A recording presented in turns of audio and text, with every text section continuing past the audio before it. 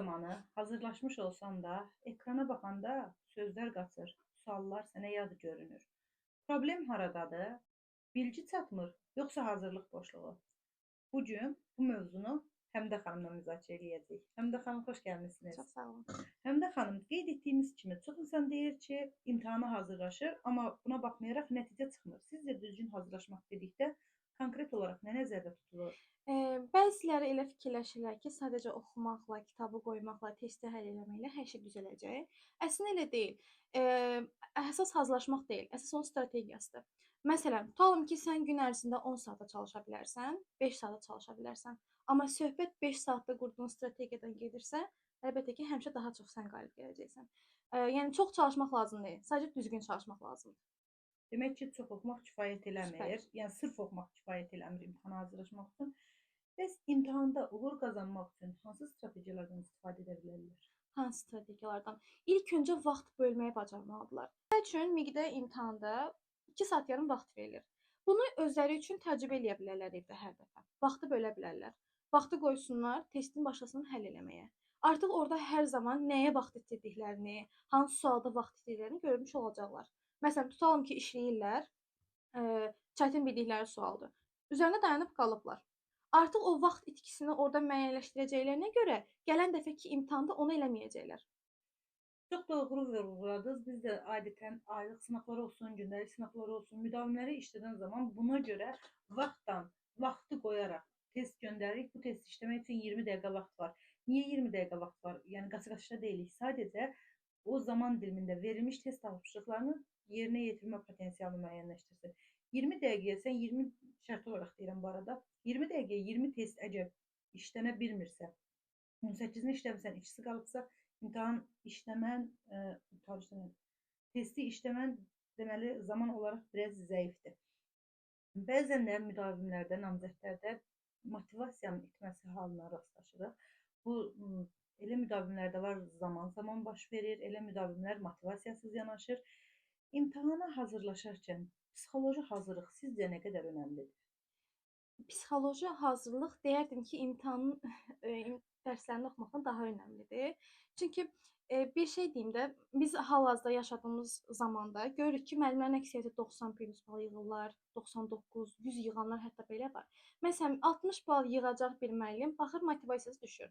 Amma əsas 60 bal, 100 bal demək deyil. Əsas sənin bildiyindir. Mən müəllimlərlə rastlaşmışam ki, bu qədər həyatımda, dərsi bilirlər, çox gözəl, amma onu çatdırma qabiliyyətləri yoxdur. Bacarmırlar onu sənə ötürməyi. Amma dərsi çox gözəl bilirlər. Keçsə bəlkə də imtahanda ixtisasının 80 balın hamısını yazacaq. Amma əsas onu çatdırmaqdır və müəllim bunu bilməlidir. Hə, qaldı ki, motivasiya məsələsinə. Həmişə özlərinə bir dənə söz desinlər. Mən özüm də müdavimlərimə deyirəm. Bu gün başlamazsan, sabah həmişə gec olacaq. Əsas bu gündür. Sən cəhd elə. Məsələn, tam bu il öyrənmisən, gedib kəsildin tutam ya da kəsilmədin, istədiyin yer olmadı. Amma artıq sən bilirsən, artıq bilirsən və gələn il həmin bildiyinin üzərinə gələcəksən və bu həmişə daha müsbət olacaq sənin üçün. Həmişə bunu deyirəm, yəqin ki, yaxşı gəlir onlara böyük ehtimalla. Yəni ya bu gün, ya heç vaxt. Bəli. Mən özüm xatırlayıram, miqə hazırlaşdığım dövrdə yatmağı çox sevdiyim bir dövr idi. Vaxtımın çoxunu yataraq keçirirdim və buradan mən də namizədlərə şəxsi situasiyamı ona görə bölüşürəm ki, biz böyük nəslin dediyi bir söz var. Biz o yolu keçmişik. Ona görə şəxsi təcrübəmi bölüşmək istədim. Mən hazırlaşdığım otağımda divara öz əl yazımla böyük hərflərlə yazmışdım ki, yatsam yuxuda, yatmasam həyatda. Yəni çox sevirdim yatmağı və yatanda xəyal qurmağı da sevirdim. Yəni yatsam yuxuda görəcəm. Məktəbdə müəllim işləməyi çox arzuladığım bir hədəfim idi. Amma yatmasam həyatda və mən vaxtımı yatdım da, dərsimdə oxudum, sizin dediyiniz kimi. Vaxtımı düzgün idarə edərək mən o arzuladığım hədəfi həyatda gerçəkləşdirə bildim. Bu da həm də müəllimin dediyinə qüvvət olsun. Ümumiyyətlə, hə, istər miq olsun, istər sertifikasiya olsun, hazırlaşan zaman müdavimlər, namizədlər səhvlər eləyirlər. Bu səhvlər hansılardır? Məsələn, ilk öncə eləyirlər, sualı səhv oxuyurlar. Başını oxuyurlar, arxasına gedib çıxa bilmirlər. Ya da arxasını oxuyurlar, baş yaddan çıxır. Bir dəfə 50 saniyənin, 30 saniyənin sualı düz oxumağa fokuslan. Sonra, məsələn, elədikləri səhvlərdən biri də ki, tələsik təkrar eləyirlər. Tutalım, sən təkrar eləyəndə həmişə öz müdavimlərimə deyirəm, necə təkrar elə? Bütün bir mövzunu oxumağa ehtiyac yoxdur. Testi işlə, sən buranı bilmirsən. Oranın üzərində yarım saatını itir. Amma belə yarım saata sən bütöv kitabı təkrarlaya bilərsən. Bu tələsikdir. Amma sırf bilmədiyin bir mövzunu yarım saat oxusan, səncə daha əlverişli olacaq. Çox düzgün vurğuladınız. Mən müdavimlərimə hər zaman deyirəm, şəxsi hazırladığım müdavimlərimə ki, imtahana kimi etdiyiniz səhvlərin sayını Allah çoxaltsın. İmtahan zamanı demirəm. Niyə?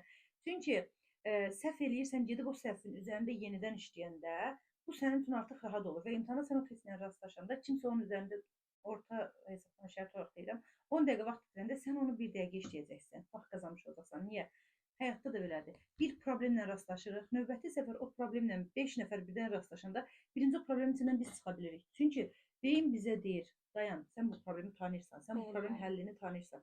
Yəni səhv işləyəndə sizin sözünüzə qüvvət, bütün hamısını təkrar eləyəcəyinə, harda səhv eləmisən, hansı səhvlər eləmisən, o hissəyə daha çox fokuslanmaq lazımdır. Namizədlər üçün effektiv ola biləcək bir məsləhət verəcək olsanız, hansı məsləhətlər verərdiniz? Oxumağın fiziki bir hazırlıq olmadığını, sadəcə özünə inamdan çox asılı olduğunu deyərdim. Belə deyək də, həmişə belə bir sözlə deyirlər ki, inanmaq, özünə inanmaq, bacarmağın yarısıdır, 50%-dir. Bu həmişə belə olub, belə də olacaq. Əgər enerji deyək də, enerjini əgər müsbət ötürsən, elə müsbətdən qarşılaşacaqsan. Bura qədər istəyim bəs deyil, artıq istə. Yəni ki, mən 100 bal istəyirəm. Halbuki potensialım 100 bal deyil. Mən 100 istəyirəm. Sən gəlib 80-90 yığacaqsan onsuz da. Bu belə. Bir də ki, tək bir məsləhətim var ki, imtahandan öncə qətiyyən həmən günü heç nə oxumasınlar. Bu şablon səslənsə də belədir, həqiqətən belədir. Çünki yorulurlar, beyin artıq özünü qoruma mexanizmasına girəcək. Çünki onlar artıq elə fikirləşəcəklər ki, imtahan çox qorxulu bir şeydir. Halbuki gedib qorxuluda heç nə görməyəcəklər. Çox da rahat, çox da sadə. Bilən üçün əlbəttə, öyrənən üçün. Yəni bugün oxumayım, sabah oxuyun, olmayacaq. Vaxtında oxumaq. Doğrudur. Həm də müəllimənin vurğuladığı kimi enerji söhbəti, yəni düşüncənin gücü seminarında da biz buna toxunuruq ki, nəyə inansan odur. Burada Karol Dweck'in düşüncə tərzinə də toxunmaq istərdim ki, alınmaya bilər. Heç bir söz var ki, Amerika bir günə qurulmuyubdur. Yəni alınmayanda məndə alınmadı şəklində deyil, hələ alınmadı. Yəni ola bilir ki, aranızdan elə izləyicilərimiz ola bilər ki, onlar MİQ imtahanı verib, amma kəsilmiş ola bilər. Amma hələ alınmayıb. Yəni həmin vaxt üçün alınmayıb. Bu demək deyil ki, alınacaq. Açıq düşüncə də olmalıdır. Strategiyanı dəyişməlisən, cəhd eləməlisən, dəfələrlə yoxlamalısan ki, səndə alına bilsin. Və mən həmişə insanları 3 qrupa bölürəm. Dəyərli, zəhərli və qəhərli. Dəyərli insanlar birinci dəyəri özünə verən insanlardır. Nə istədiyini, düzgün fokusunu, düzgün hədəfini bilən insanlardır. Zəhərli insanlar bizdən də, elə sizdən də uzaq olsun. Onlar zəhəri özlərinə də, ətrafına da hər yerə çevirirlər. Bir də qəhərli insanlar var ki, onlar hazırlaşmaq istəyir, hədəfləri var, amma nə etməli olduqlarını bilmirlər. Biz də çalışdıq ki, bu buraxılışımızda mümkün qədər onlara istiqamət verək, məsləhət verək. Buna görə həm də müəllim, sizə çox təşəkkür edirəm. Dəyərli vaxtınızı ayırıb təklifimizi qəbul etdiyiniz üçün. Mən çox təşəkkür edirəm. Siz məni dəvət eləmisiniz. Çox sağ olun. Mən eyni zamanda əvvəlki buraxılışımızda Nazlı xanıma da demişdim.